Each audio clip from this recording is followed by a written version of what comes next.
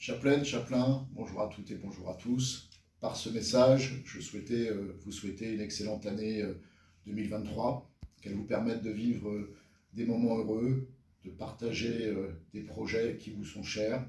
Et évidemment, en ce début d'année, nous devons agir pour la solidarité. Solidarité internationale avec nos amis ukrainiens. Je remercie toutes celles et tous ceux qui se sont mobilisés depuis plusieurs mois pour apporter leur aide. Mais solidarité aussi avec nos amis palestiniens ou encore les femmes iraniennes. Solidarité aussi avec celles et ceux qui subissent l'inflation et qui voient leur pouvoir d'achat amputé. Et donc, nous agissons avec notre centre communal d'action sociale pour accompagner au mieux les plus fragiles d'entre nous. Mais aussi solidarité avec les entreprises, les commerces, pour leur faire passer le cap de la facture énergétique.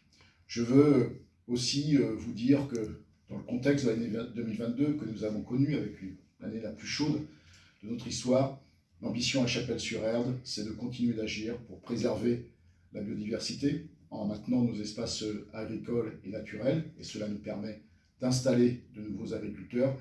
C'est aussi l'action que nous menons au quotidien pour plus de sobriété énergétique. Et puis c'est aussi l'ambition en 2023 de continuer d'agir pour proposer des alternatives crédibles à l'usage de la voiture, avec des travaux qui sont commencés pour faire venir la ligne 1 du tramway en 2025 à la Chapelle-sur-Erdre, ou encore la continuité de développement de pistes cyclables sur cette année 2023. 2023, c'est aussi notre volonté de continuer à faire du logement sur la Chapelle-sur-Erdre, parce que l'augmentation des prix de l'immobilier, également le renchérissement du coût du crédit, rend aujourd'hui l'accès plus difficile au logement. Donc nous maintenons le cap pour réaliser 200 logements par an. Et c'est aussi, évidemment, cette année 2023, l'attention que nous devons porter à toutes les générations, les seniors, avec un projet de résidence senior, ou encore le déploiement de la ville amie des aidés.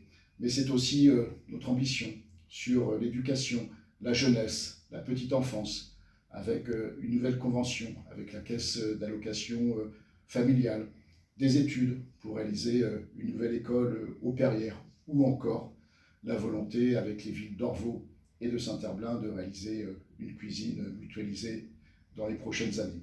Et puis, face à la demande d'accueil de la petite enfance, nous avons fait le choix d'ouvrir en novembre dernier un multi-accueil d'une vingtaine de places. Et cette année 2023 doit aussi nous permettre de revivre pleinement des moments collectifs, des moments associatifs. Je veux saluer évidemment tous les bénévoles, tous les responsables qui se sont mobilisés depuis près de 3 ans pour maintenir les activités. On a eu la chance en 2022 de faire en sorte qu'une grande partie des manifestations qui étaient habituellement sur notre commune aient pu revoir le jour. Tout cela est important parce que vous le savez, le sport, la culture, la solidarité, la transition écologique sont des éléments essentiels à la qualité de vie sur notre commune. Donc je souhaite que nous puissions en profiter pleinement en 2023 et je vous renouvelle tous mes vœux de santé et de bonheur.